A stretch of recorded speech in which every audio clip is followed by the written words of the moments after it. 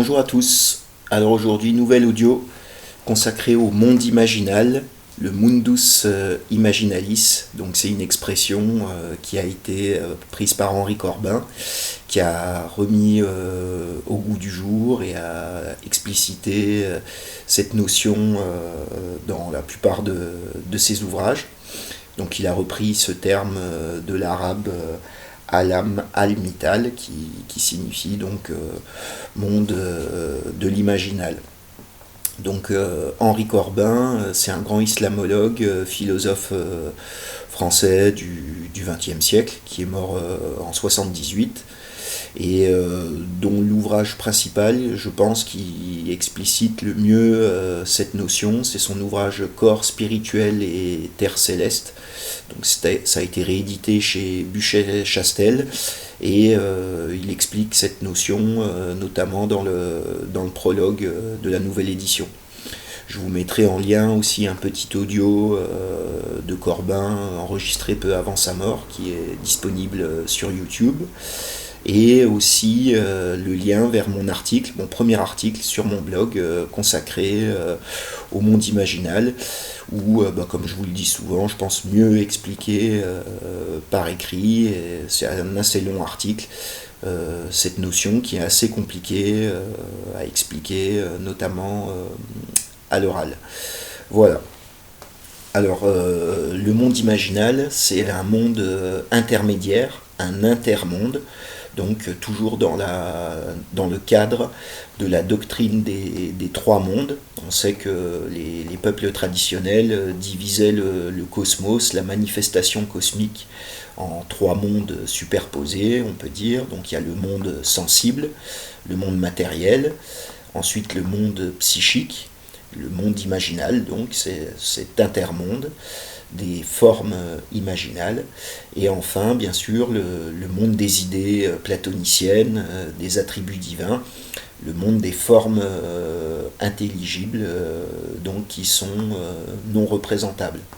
Donc cet intermonde va jouer le rôle d'interface, de miroir, où les grandes idées divines, donc de tout ce qui va être le bien, le juste, le beau, l'amour, enfin, tous ces grands principes, ces grands archétypes, avec un grand A, ces noms divins, on peut dire, vont se refléter dans le monde imaginal, et l'homme, depuis le monde terrestre, va pouvoir capter ces grands principes à l'intérieur de ce monde.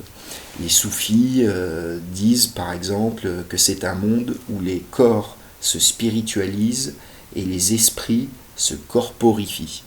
Voilà. Et Corbin parle également de bassins sémantiques, de constellations d'images, et en règle générale, on peut dire que c'est le monde des dieux, le monde angélique, le monde des hiérarchies célestes, c'est le pays des merveilles, c'est la fameuse terre céleste de Platon. Il y a une très belle description de ce monde imaginal à la fin du Phédon, juste avant que Socrate boive la ciguë. Je vous conseille vraiment ce texte. Alors cette notion de monde imaginal est très importante à mes yeux, car elle permet notamment d'expliquer toutes les analogies, les ressemblances qu'on peut retrouver dans les différents mythes, les différents textes sacrés. Vous voyez par exemple, on a une mystique comme Sainte Thérèse d'Avila, espagnole, et un mystique soufi comme Sohrawardi, excusez-moi, qui parle du château de l'âme. C'est la fameuse cité de Brahma pour les hindous, ça va être la République de Platon, la Jérusalem céleste. On a les mêmes descriptions à des époques totalement différentes, donc on peut voir que c'est pas des emprunts, les peuples ne sont pas passés le mot, et donc il y a des images captives, qui sont donc toujours les mêmes, hein, puisque c'est les attributs divins, et qui vont être, il y aura des différences donc dans la formulation, suivant l'époque et la géographie du lieu à qui ça s'adresse. On retrouve par exemple aussi partout l'archétype de la montagne cosmique, qui se retrouve vraiment dans toutes les traditions, de l'île paradisiaque, même les descriptions du paradis ou des différents âges d'or, suivant les différentes traditions, on retrouve toujours les mêmes archétypes. Donc on peut noter aussi que ce monde est aussi un monde infernal, hein. Platon disait bien que c'était la même porte qui ouvrait sur l'Hadès et sur le paradis, car ce monde est à moitié objectif et à moitié subjectif. C'est un monde qui va dépendre de l'état d'être du voyageur qui s'y trouve. Et d'une manière générale, on peut dire que c'est le monde où l'âme s'échappe, le corps psychique s'échappe pendant la nuit. C'est à la fois le monde du rêve et à la fois un monde posthume. Voilà, donc c'est également le monde des sept cieux planétaires, avec les différentes créatures divines, les différents dieux des panthéons, les anges, mais c'est également les sept cercles infernaux. Comme je vous l'ai dit, on retrouve ça chez Ibn Arabi ou chez Dante, qui font le voyage des enfers au paradis, et on retrouve la même structure. Voilà.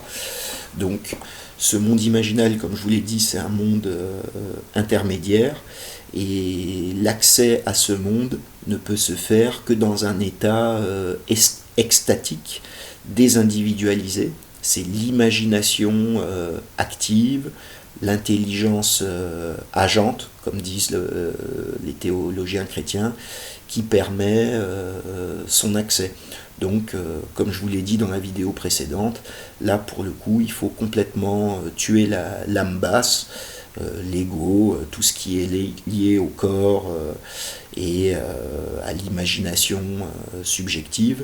Donc, pour aller dans ce monde, on retrouve c'est toutes les techniques initiatiques. Ça peut être la méditation intensive, les jeûnes, les mortifications, les prises de produits narcotiques hallucinogènes, enfin, dans un cadre encadré par bien sûr des maîtres spirituels. Donc, et comme par exemple quand on dort, quand on rêve, on est endormi, aligné, et on ne bouge plus, quoi. Et c'est le monde également des âmes défuntes. Donc Henri Corbin parlait à cet égard d'images métaphysiques, et donc comme je vous le répète, c'est là que les grands archétypes universels, qui n'ont ni début ni fin, vont trouver leur temps et leur heure. Donc c'est une autre dimension, et ce n'est pas un monde qui est au-dessus de nos têtes, c'est un monde qui est en nous-mêmes et qui va dépendre de notre état d'être. Donc on est mangé un peu à la sauce qu'on se prépare, hein. C'est ça l'enfer et le paradis. Donc ce monde est quand même, je suppose, très, très dangereux. C'est d'ailleurs, je pense, pour ça que les images ont souvent été interdites dans de nombreuses traditions. Et Corbin ne parle pas du monde moderne, mais quand on pense à tous les films, toutes les images de notre époque, on est dans un monde de l'image. On peut s'attendre à combattre, je sais pas, des Terminators, des aliens, enfin on va voir, je pense, pas mal de choses. Et juste une dernière remarque dans cette petite vidéo, Henri Corbin donc se contente de parler du monde psychique. Il reste dans le premier et le deuxième monde, qui est le monde de la manifestation, donc grossière et subtile, alors que quelqu'un comme René Guénon, donc qui est un métaphysicien pur, a très peu parlé de ce monde subtil, voire même s'en méfie beaucoup, car il est dans une doctrine, donc c'est l'Advaita Vedanta, la non-dualité. Donc pour les gens comme Guénon, il n'y a que la fonte, on va dire, dans l'unité divine, la désindividualisation complète qui importe, ce qu'on appelle la délivrance, le nirvana. Et pour vous donner un exemple, je ne sais pas, on peut penser à la plus belle créature divine, même un chérubin. Par exemple, il y a encore une altérité, il y a encore deux choses, alors que dans la perspective guénonienne, il n'y a que l'unité de réel, et tout le reste est la maya, l'illusion de l'altérité et de la contingence. Voilà, donc je vous renvoie bien sûr à mon article, parce que cette vidéo est bien trop courte, mais je ne vais pas rentrer dans les détails trop et utiliser des mots trop compliqués. Je vous laisse aussi, rien que la vidéo d'Henri Corbin dure 20 minutes, mais elle est très dure à digérer. Donc n'hésitez pas à me poser des questions, j'essaierai d'y répondre, parce que je me suis pas mal intéressé à cette question. Laissez-moi aussi d'autres commentaires si vous voulez.